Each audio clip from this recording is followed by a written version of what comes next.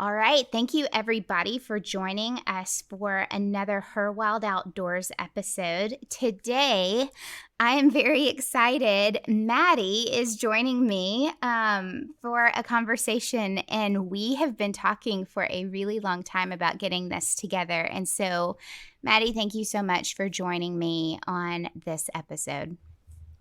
Yeah, thanks for having me. Of course. Tell me, I want to kind of just jump straight into who you are. So tell us just a little bit about yourself and really I kind of want to know how the outdoors was introduced to you.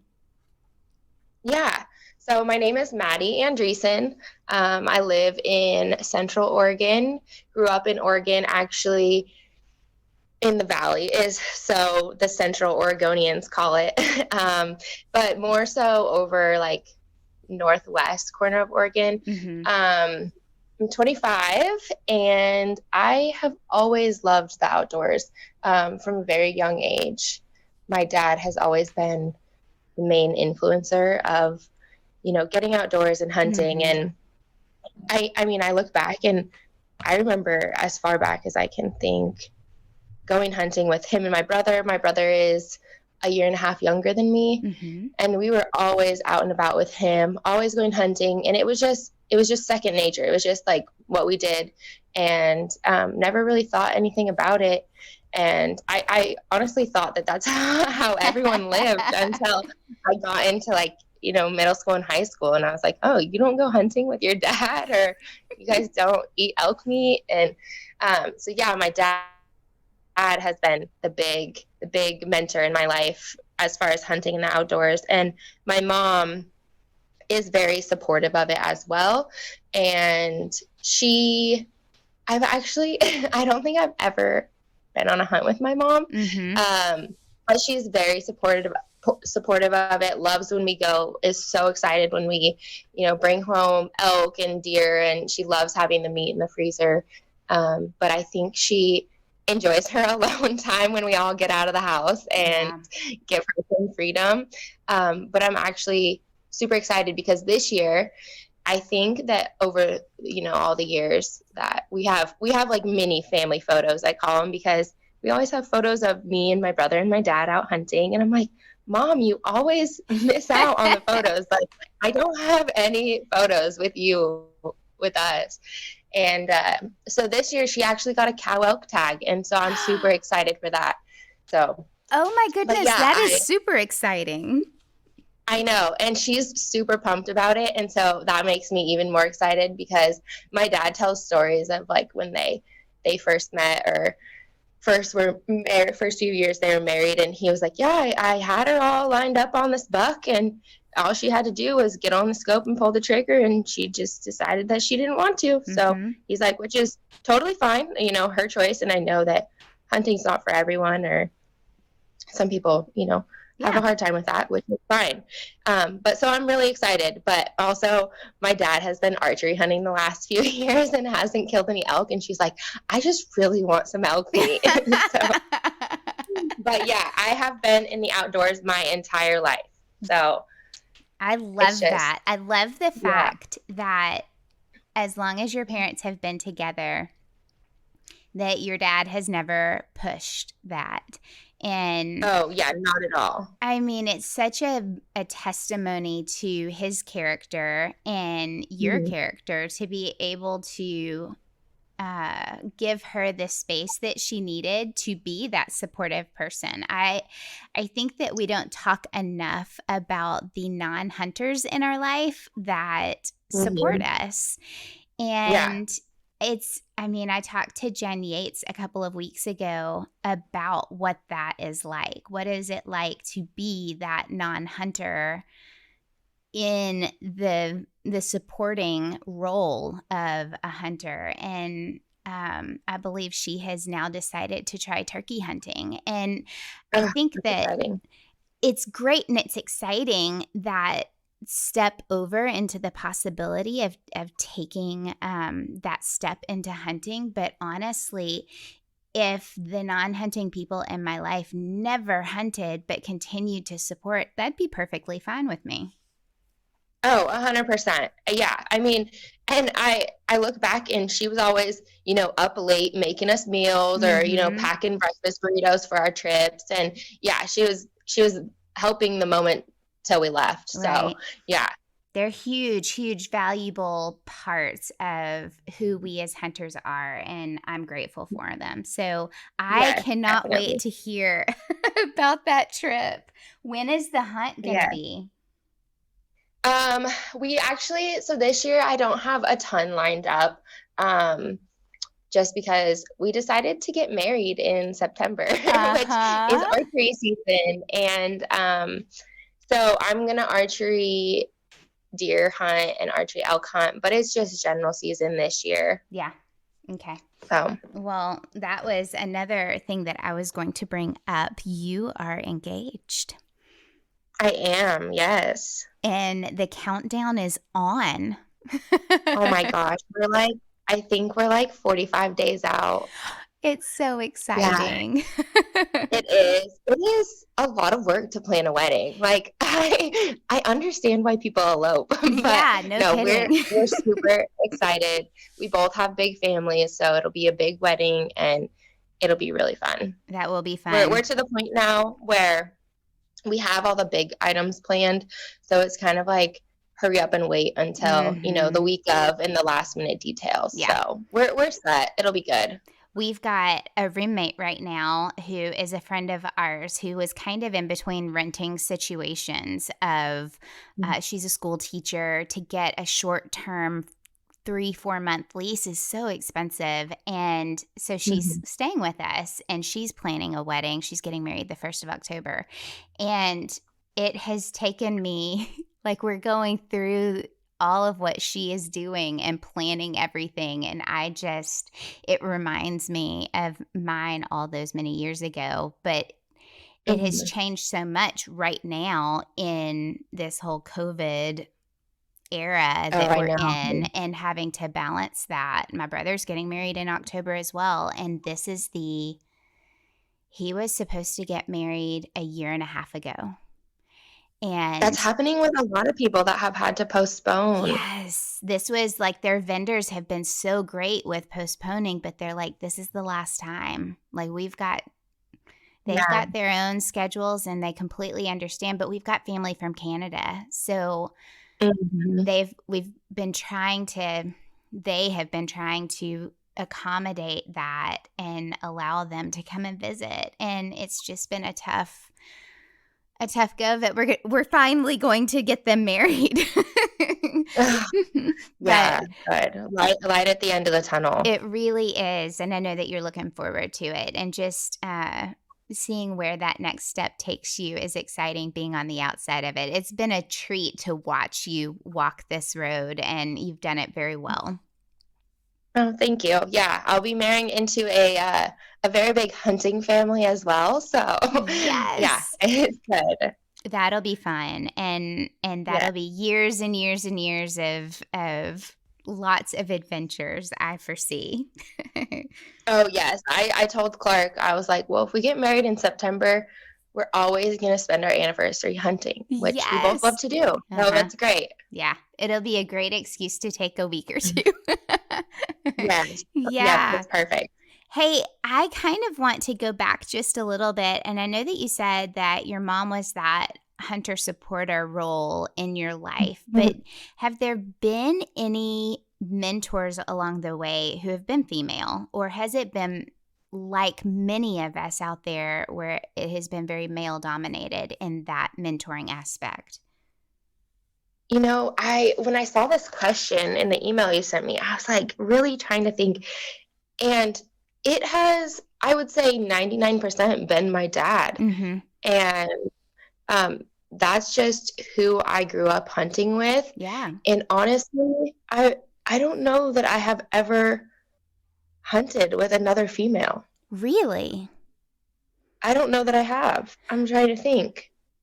I I say don't that think I have. surprisingly, but it wasn't until last year that I hunted with women. So it it shouldn't surprise me. Well, I think that social media Mm-hmm. has kind of opened up that door for many women I agree. because, like, I mean, yeah, it was mainly just like family based. We'd go with my dad, and I think my dad kind of got my grandpa into hunting, and so my grandpa went there with us when we were younger, and it's just, and I never really thought anything of it Mm-hmm. until social media came out with Yeah. and female hunters and wanting to get together and different female ladies hunting camp and Mm-hmm. different things like that. And so I don't know. Yeah, I've never really had a female mentor Yeah. in regards to hunting. I haven't either. I mean, there have been, since getting on social media, man, I think it's been 2 years now, maybe 2.5. It's been 2.5 years that I've been on social media specifically Mm-hmm. for seeking out other women who are hunting. And it Yeah. was because I wanted to venture out of just deer hunting. I wanted to check Mm-hmm. out waterfowl and take it just a little bit further than my small little world of deer hunting here in my home. And so the fact that I didn't have anybody around me who hunted anything else was how I had to step out and find other people. And Yeah. I think that, it always has a blessing and a curse to it with social media, but I think that the relationships that we have built with strong minded outdoor women who are doing it right, I think that there's such a benefit to me being a younger hunter in the aspect of only, well, it's been close to 10 years now, but I feel very young in that part of my life. Even though I'm in my 40s now, I feel very young. And so I've learned a lot reaching out and talking to people and meeting people who are, that step ahead of me, that Mm-hmm. I see them doing it in a way that is comparable to how I would want to do it. Yeah. Yeah. Yeah. But yeah, it wasn't until, well, I guess it's now been 2 years that I went on my first duck hunt with women. And I've learned that you kind of have to vet that a little bit, um, to find people just like you would if you were finding friends. How do we get along? How do we Yeah. hunt? How do Yeah. we, because everybody does it differently. It doesn't mean it's wrong. It just, how you mesh with people makes it either more fun or a little bit of a labor of a job. Oh, I totally get that. And it's funny that you say that because Clark and I, while we both love hunting, Mm-hmm. we are very different hunters, Uh-huh. and we struggle with that a lot. Yeah. Yeah. And I mean, I do owe it to my dad because he was always very patient, a very ethical hunter. He's the kind of guy who's like, we're gonna walk miles through the woods and be as quiet as possible, and we're going to observe and listen and Mm-hmm. see what's going on and find the animals that way. Yeah. Whereas like Clark is a hunting guide, and his family owns lots of property, and so he has had a lot of opportunities and experiences. And I know we're talking about women and hunting, but I'll tie it all back together. But so he is very much more, I wouldn't say a trophy hunter, but he is looking for the challenge of Mm-hmm. finding that big mature buck, and he'll pass on, you know, 10 deer a year, and he's fine going years without killing one because he didn't find the one he wanted, Right. you know?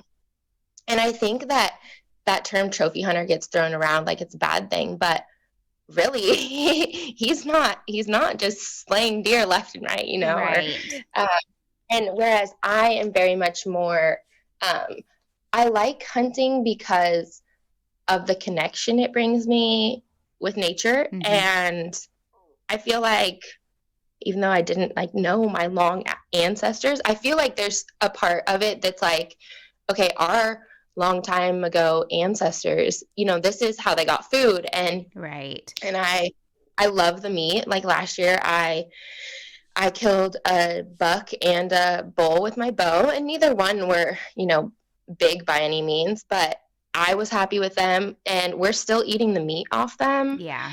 And so I feel like I do it for the deeper connection, Mm-hmm. whereas he's more of a challenge. Like he likes the challenge of it. Yeah.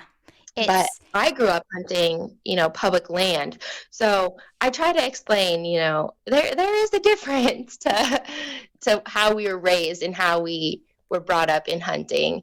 But I feel like, yes, you very much have to find the person that, enjoys hunting in the same manner that you do, or at least can appreciate right. And how respect you that. enjoy hunting. Yeah. Yes. Yeah. No, Yes. that makes a difference. And I think that each person, if you really pulled it back and looked bigger picture, each person hunts so differently that it really draws it back to your reasons behind it that draw Mhm. you to your clan, your tribe. And each person's reason is different, but it's highly respected when you know it. I think that Yes. I am a little bit of both. I'm a good mixture Mhm. of meat hunter to provide for the family. I love eating it. I love cooking it. My daughter, her favorite part is the heart. Like that is, Mhm. she hands down every time she is asked, she goes, venison heart kebabs are her favorite meal. Mhm. And so she is a meat hunter. She got 2 deer this year. They were both does, and she was ecstatic. She couldn't wait to get it into on the grill and ready to eat. And yet there is a little bit of me. I passed on 2 deer last year because Mhm. they were smaller. I thought if I brought my kids back out there, that would be a great deer for them. Oh yeah. I was Yeah. hunting one specific deer that I had seen multiple times, but couldn't get close enough. Mhm. And so there's a little bit of a mixture on both. But the second I step on public land to hunt, it is whatever comes out. Oh my gosh, that's what I totally understand that. And I Yeah. think it's a little different for me between rifle and archery. Mm-hmm.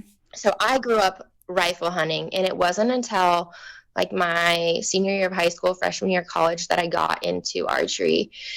And so I've been archery hunting for about 6 years now. And, when I killed my first bull, I was hooked. And Mm-hmm. I haven't gone back to rifle hunting yet because I love archery so much. And I'm like, I think I need a couple more years. But I definitely, I understand the conservation part of killing a big mature animal. You want to Right. find the one that the oldest that's no longer breeding, or the one that doesn't have good genetics, or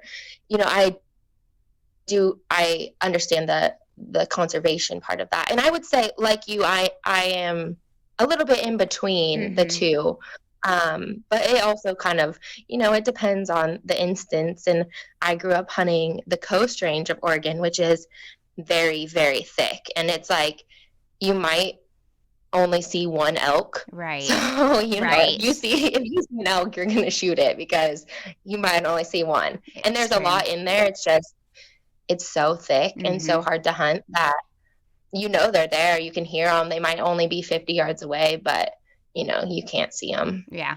I think the past 2 years, I have not gotten a buck, and I've been perfectly fine with that. Here in Tennessee, you can take Mhm. so many doe. I mean, it's ridiculous. You would never fill all of your doe tags that you have.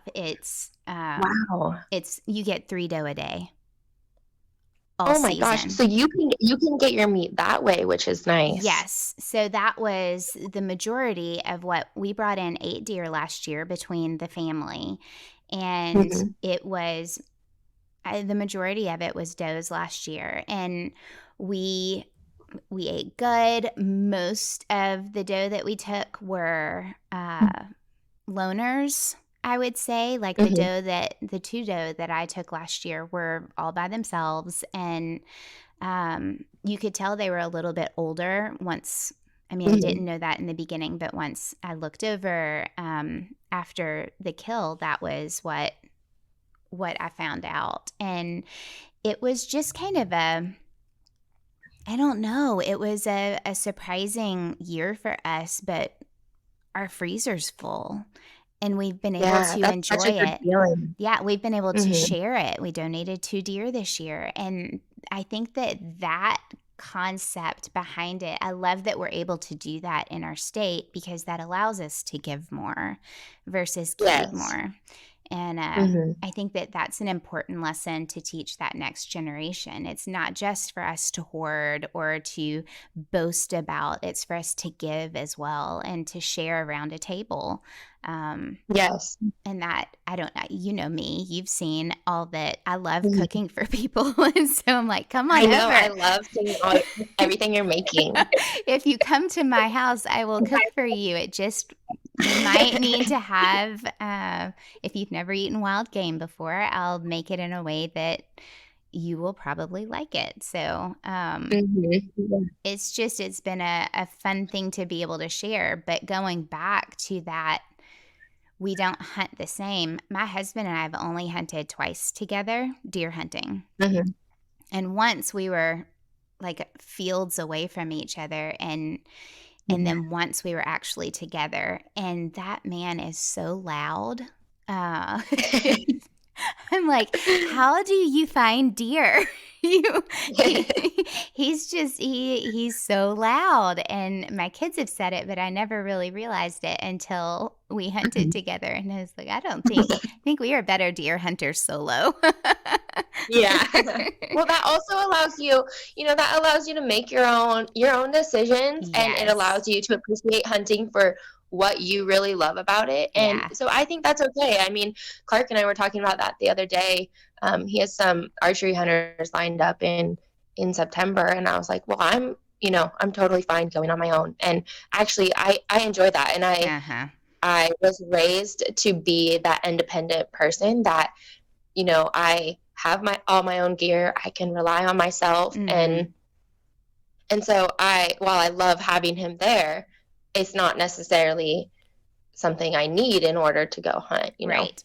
That was my main goal. It took me about 5 years, 6 years to really get there, to be independent. But that was always my main goal, to be able to get out there and take it from point A to point Z, processing Mhm. everything by myself. And it wasn't because I wanted to stand there and say, I did it all by myself. It was to be able to say, I worked hard to get there. And that Mhm. animal that I took its life deserves the respect that I put the work in for. And Yeah. that is where that sense of pride and that self-worth, like it all comes into it of uh that animal deserves my best. Yeah. And I want to give that. And so but it takes time to figure it out. Oh, it does, and I think it's so much more rewarding that way. Mhm. Um, but also, I mean, I don't know necessarily how it is over there, but it can be very intimidating to be a woman alone in the woods on Mhm. public land here. Yeah. And I have been hunting with my dad and my brother in the past, and we'll split up and go our separate ways. And one time I was actually with my dad, and we ran into two guys when we were out hunting, and we're all hunting, so we're trying to be quiet. So they get real close, and we're like whispering, like, "Oh, have you seen anything?" or "How's it going?" And I thought to myself in that moment, I was like, okay, if I am out here alone in the Mhm. woods and I come across someone else, how close do I let them get to me? Right. It's Right. like, ah. And thankfully, I haven't had to experience that. So Mhm. I still wonder, but a lot of times if I do see someone out in the woods, I just try to kind of like stay still and let them, walk Yeah. on by. And Yeah. yeah, I think so that I respect people when they're by themselves. Not that I'm a very menacing person, but it is more along the lines of I would never want to put a sense of doubt into someone who would feel like they would need to protect themselves, right? Yes. Like, it's Yes. just a sense of respect. It, It's yeah. you are by yourself. I don't want to approach you in a way that makes you feel like you need to draw a weapon on me, or Yeah. that I am, encroaching on your space in a way that makes you feel uncomfortable. And so I would just expect the same respect back. I've had Mm-hmm. 2 instances on public land where it has not been that way, and I've actually had to show my pistol that I've had or my shotgun, like, Uh-huh. hey, I need you to back off, and I've had to tell them Yeah. that. Um, but I'm glad that it didn't go further than that. Like, it was just like, hey, no, this is not okay. I need you to state your distance. You have made me feel uncomfortable now. Please move Mm-hmm. away. And that's all it came to. And And so, I think that's perfectly okay to say, yes, that's what my dad always told me. He's like, you can say, hey, I think for both of our safety, you should just keep stay walking. stay right there. Yeah. Yeah, Yeah, exactly. And I think sometimes that's hard for us to say, but it really is for both of your safety. right, right. And there, like you said, there's nothing wrong with saying it. There's nothing wrong with saying, hey, you're good. Like, you're good where you are. I would rather you stay there. Let's just keep walking. And it is intimidating to be, I don't want to hurt people's feelings. I'm like that peacemaker that wants everybody to be Uh-huh. happy. So to call somebody out isn't my first it's not Hmm. my first go-to. I want to be welcoming, but I also want to be safe. And now with Well, my yeah. daughter hunting with me, that mama bear comes out of, this Hmm. is our safety bubble right here, and you need to stay over Yep. there. We actually just took a self-defense class back in, it was April and May. It was an 8-week Hmm. course, and it was a jujitsu class because I feel confident in my distance approach of safety and of being able to handle myself either with a pistol or my words. But Hmm.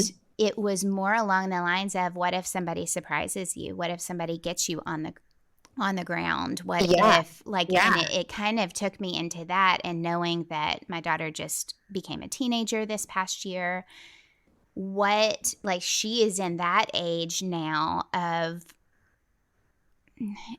I hate to say it, but she's at the age right now where men are going to start noticing her, Hmm. and not necessarily always in a good way. And so Yeah. I wanted to be able to say, if you are in close quarters, how do you get away? It's not how do you put Yep. somebody down. It's how do you get away? Just the simple, how do you get away? And that 8-week course, I think, gave both of us not just the physical means of taking care of ourselves and being able to escape a situation, but the mental and psychological push to be more aware and to not put ourselves in situations that might turn into something.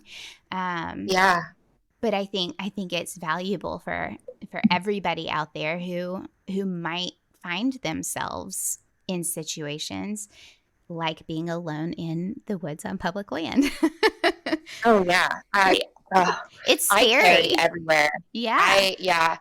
And It's my dad, growing up, he's um, a cop, mhm, and he was like a rifle instructor and firearms trainer for the county. Um, and so we always learned, like, you know, the gun skills and the handgun right. skills, and so I feel so much more comfortable carrying. But I do think about a lot of times, I'm like, okay, so what if they do have my hands, or what if I Mhm. can't reach for my gun, or so yeah, Yeah. It was a especially great this day and course. age, Yeah. people, it is scary. It is It is scary out there. scary. I hate saying that, but and I'm not the female victim type of person either, but I do sometimes feel vulnerable. Mm-hmm. I think that it would be naive of us to go in thinking, well, I'm not a victim. I can take care of myself. Like that's Yeah. I think going in with a little bit of fear is healthy. I think it keeps us Oh more yeah. aware. It keeps us on our toes. Walking in the It does. dark is my least favorite thing. It is not like once the sun comes up, I feel so much better. But walking in the dark Yes. is one of my greatest fears. And that is just, I think, what keeps me safe. It keeps me aware. It keeps me listening. It keeps my head on a pivot. And Mhm. I'm constantly at that peak awareness where, the hair on your arm sticks up if a stick moves. And so Yeah. I don't know. I think it's safe. I think that not just with other people, but with other animals. And you're out there Oh my in gosh. cougar country and I was gonna bears. say, Mm-hmm. after that cougar experience and Clark shot that cougar, Uh-huh. just watching that thing, because we were bear hunting and we saw that dead cow elk, and so we decided to sit across the canyon from it. We were 600 yards, and in not even 45 minutes later, this cougar walks up this steep canyon hillside like nobody's business. He's just strolling up, and after seeing that thing move Mm-hmm. and the way he just he sat there and watched the cow elk, and they freak me out now. Yeah. Before I had seen a couple cougars and I was like, they're out here, but they're probably not trying to eat me. But after seeing that thing up close, I'm a little more leery. I'm like looking up in the trees a little bit more Right. and Right. watching it. We've got a couple Yeah. that have we've got a couple in West Tennessee right now. They're starting to infiltrate into Tennessee, and so I think we had some friends on a Boy Scout camping trip one weekend, and they had one in the vicinity that thankfully they had cameras out, um, kind of keeping track of wildlife and things like that, so they knew when to head in and be a little bit more aware. But yeah, they're coming in over here, and our black bears are everywhere. So they're not as frightening as a grizzly, but you get in between a mama bear and her cubs, and anything becomes um, Oh very yeah. defensive. So it's not something that I mess around with for sure. No, definitely not. No. Oh, well, I think that leads kind of into where I want our conversation to go, because I think that you are a great influence on women's self-worth and on their confidence. And Mhm. it kind of goes into a couple of different ways, because our confidence and our self-worth comes not just out of physical ability, but also out of mental health and awareness. And so I think that you tackle all of it together really well. And I know that it's a passion of yours, health and fitness and being ready for the outdoors and all of that. So Mhm. I would love to kind of hear how health and fitness became that passion for yours and how you use it for being prepared for the outdoors. Yeah, so health and fitness has not always been my forte. Um, my mom growing up was always like, "Oh, we should go for a run." She was a big runner, and Mhm. I grew up playing sports, and I played basketball in college. And I don't think I truly appreciated health and fitness and the power of exercise and feeling strong until after I stopped playing college basketball, which I look back and I'm like, Maddie, what the heck were you thinking? Like, uh, could have been doing. I mean, we had lifting programs and weight training, and I was still exercising. But I look back and I'm like, if I would have found this passion, 4 years sooner, the basketball player I would have been. Um, Mhm.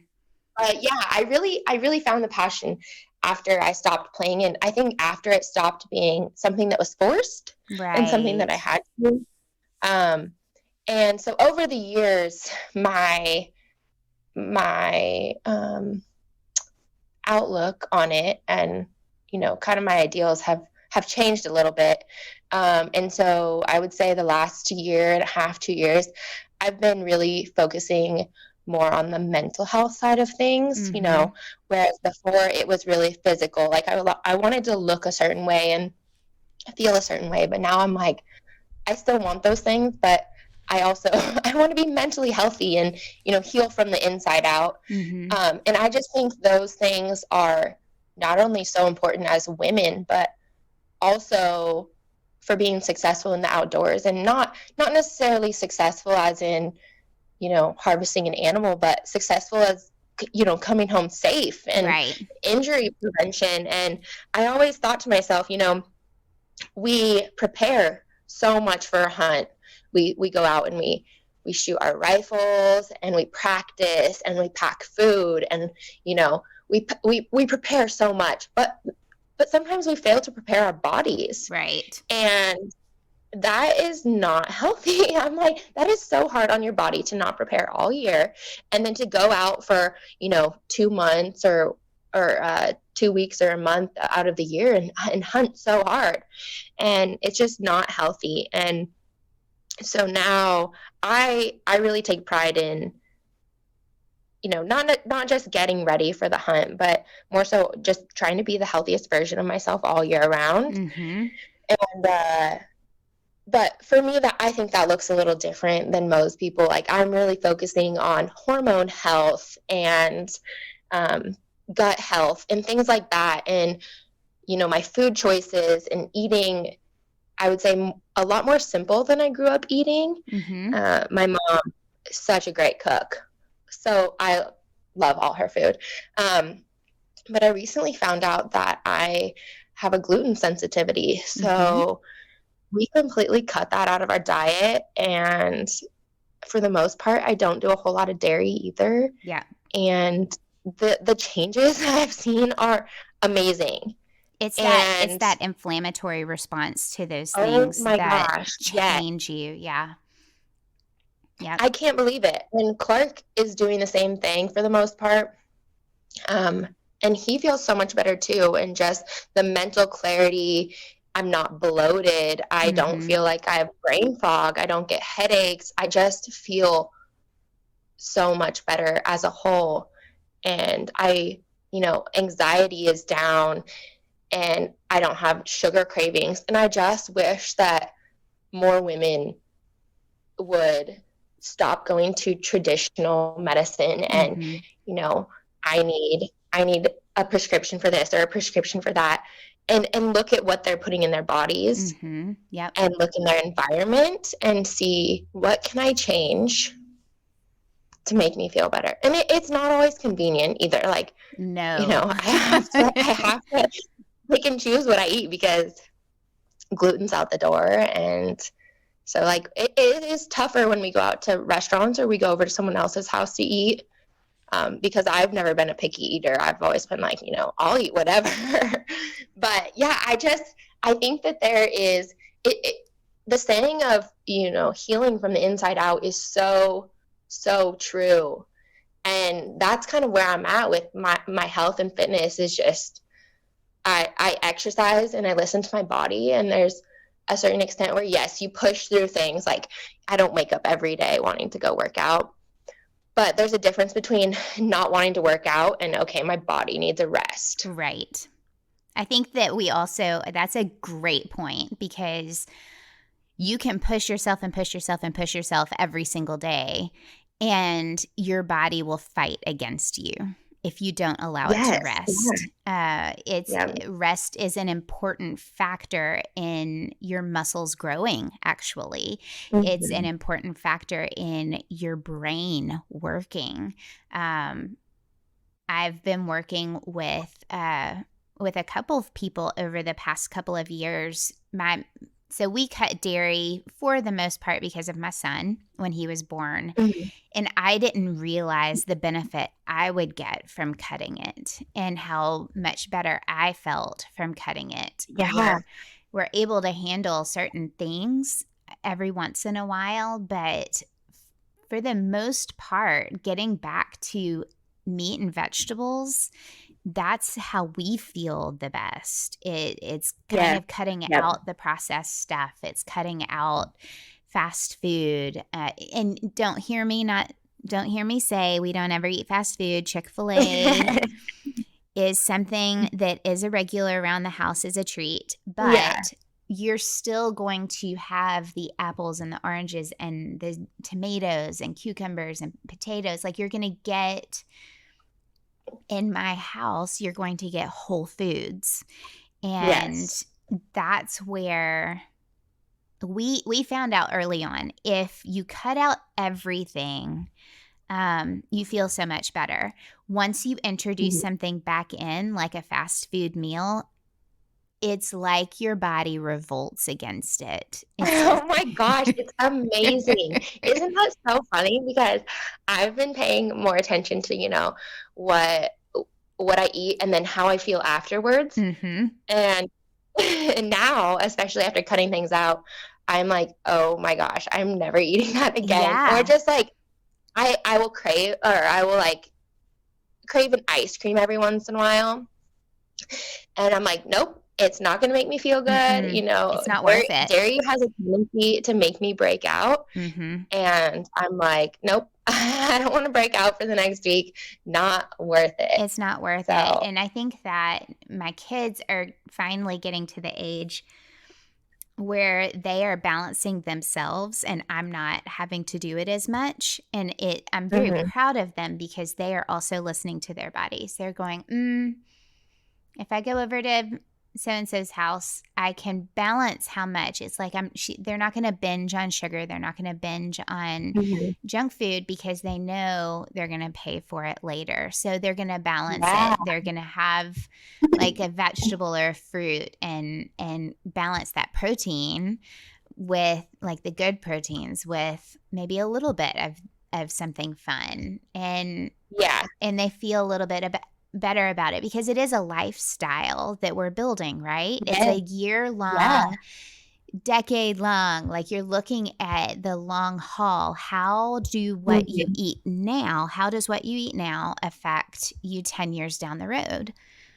Yep, exactly. And it makes a difference. It makes a huge difference. And I think that that's why, trying to find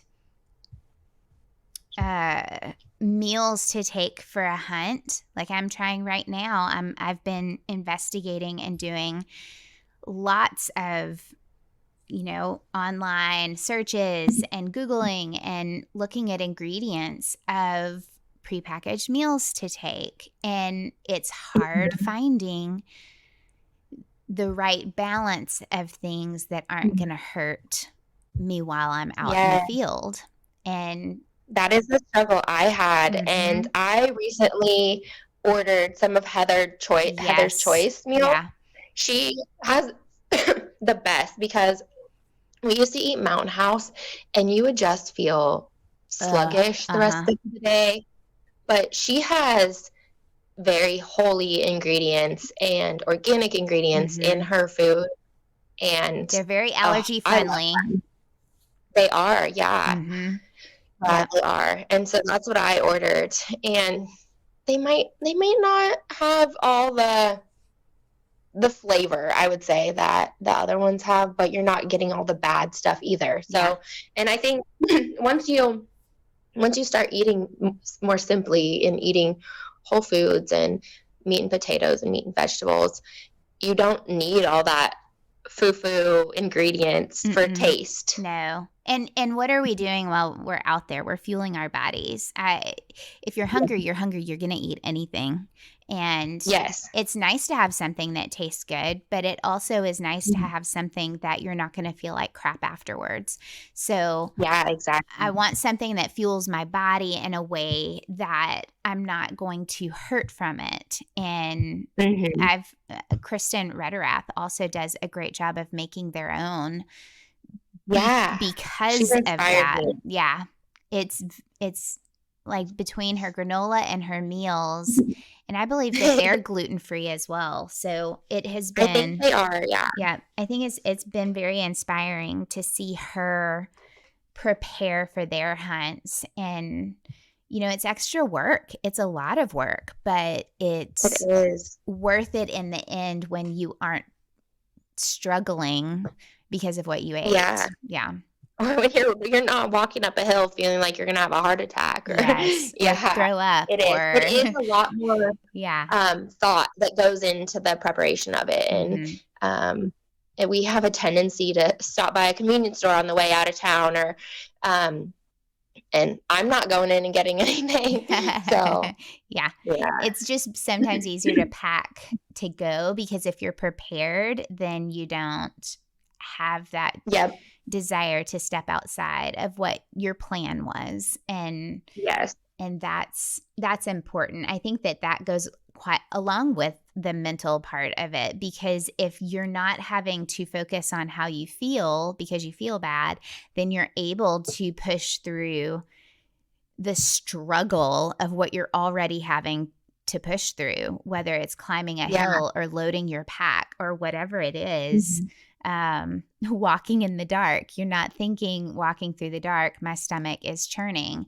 It's yeah, it just lets you focus on the things that really need to be on your focus, hmm, and take it out of the hunt. It lets you focus on being prepared for things, whether it's work or hmm, your family or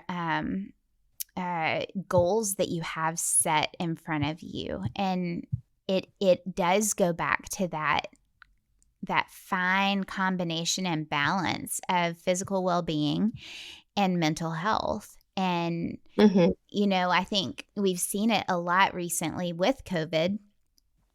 The the the lack of focus on health and well-being, and it's a whole nother story that we could definitely get into. Oh And yeah.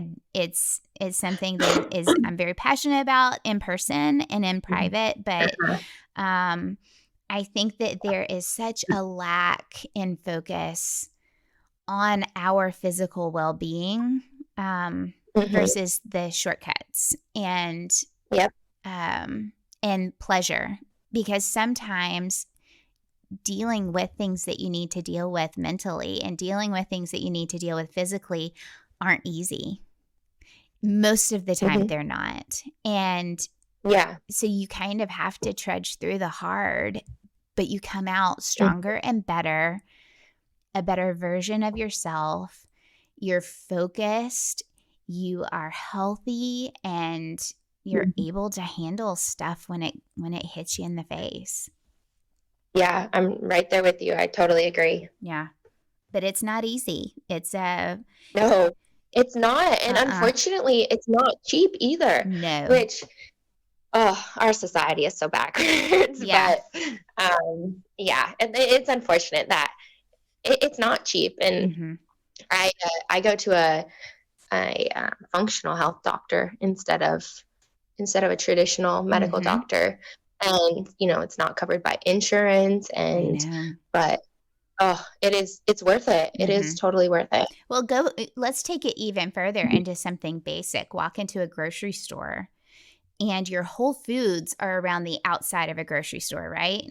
You've got your fruits and Uh-huh. vegetables and your deli meats that are behind the counter, like the good stuff that you find, not the prepackaged stuff. And then you keep Mhm. walking and you've got your meats, and then, well, this is my grocery store. And then you've got um your dairy or non-dairy products, you've got your eggs, you've Mhm. got like all of the whole foods are around the outside, and they're the Yep, most expensive things in the grocery store.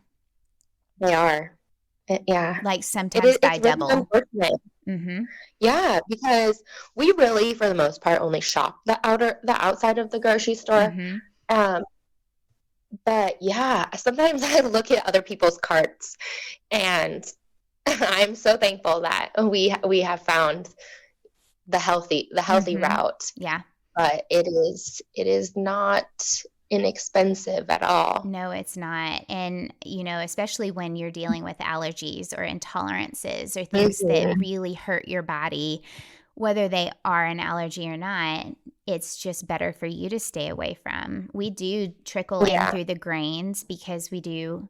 Carbs are good for you, people. Carbs are they good. are. Yes. The right carbs. And so it is like when grocery prices spiked at the beginning of COVID, I was just like, Mhm. holy cow. And I've got teenagers now who eat me out of house and home. And they were home for a year. It was like, oh my Yeah. gosh, you eat everything. But at least I know that what they're putting into their body is good. And I know Yeah. um, that even when we treat ourselves, we balance it out with the good. And it Uh-huh. feeds your soul, it feeds your brain, it feeds your body. But you are correct. That confidence that we've talked about kind of comes from knowing yourself and knowing how your body Yeah, reacts, it how far does. to push yourself and then a little bit more when Mhm. exercising, but also knowing how to rest. Those are all Yeah. healthy things that you have to practice. It's not just practicing Mhm. your bow, like you said. It's not just practicing Yeah. shooting. It's practicing day in and day out these healthy habits. Yeah. Yeah. Yeah, and that's for the long term, Mm-hmm. not it's never a quick fix. No, So, no, it but has to be sustainable. yeah, it's definitely worth it. If I could grow a humongous garden, I would do it. Oh, Um, me too. We've been trying to fix up our place, and I hope to have a big garden next year, and I cannot wait. it's nice to be able to harvest something out of there and bring it inside and eat it, and it just tastes so much better. Mhm. Whether it is meat that you have taken from the field or it's vegetables, it just there's a different taste to it. There is, yeah. And it's probably mental as well, but Well, there's it's fresh, you know? mhm. Yeah. It's just fresh and it tastes fresh, and yeah, Yeah. it's just so rewarding too Mhm. to be able to provide for yourself and for your family. Yeah, it really is. Okay, so I know you've got the goal of your mom getting a cow elk this year. Um, Yes. you have a wedding in September. Woohoo! Yep. Um, what else Mhm. is on your docket for this year? Oh, no. I'm gonna hunt the first part. I think our archery season opens up here last week of August. Mhm. So, been shooting my bow and feeling really confident about how I'm shooting, and I'm gonna hunt hard those first couple weeks of September. We Good. have most of the weddings have planned. I've been planning, like, I'm like, okay, we only have 2 weeks because September is Yeah. archery season.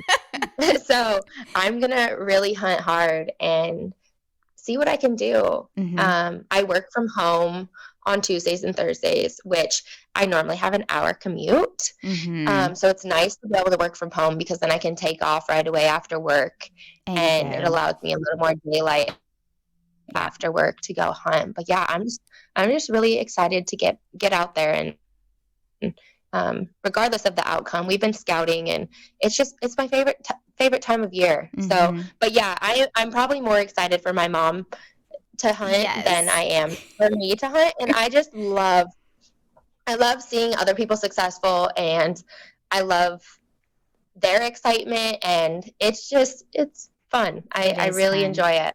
It is fun. Last year, my focus was on she had decided that last year was her year. That Mhm. she'd had a couple of 2 years of I just want to observe, and last year was the year that she was ready to pull the trigger. And watching her do that and kind of take that step into it, watch her process the grief of putting something down, but also the excitement of providing for the family and for somebody else. She was one of the deer that she wanted to donate, and it just, watching it through somebody else's eyes inspires me so much more in what I do. And so I'm right there with you on it. I'm cheering and rooting your mom on. I can't wait to hear about it.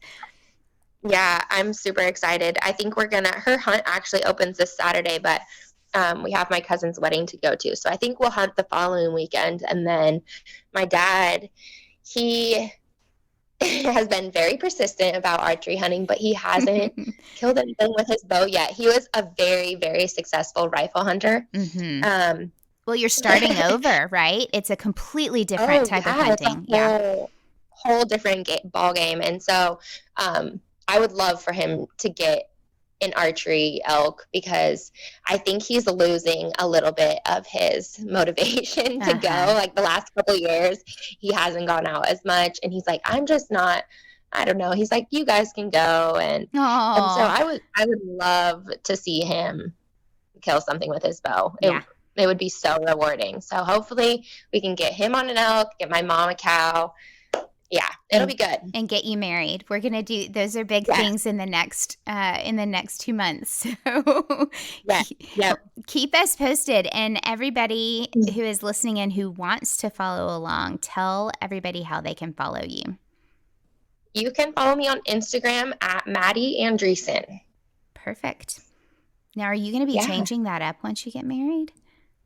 I am, yes. Yay! Yep. That'll be exciting. Aw, Madi, thank you. I'm really excited. Thank you so much for hanging out with me this early morning, and and I truly cannot wait to watch this year as it goes by. And congratulations. Thank you so much, and thank you for having me. I'm so glad we finally made time to do this. So it was good.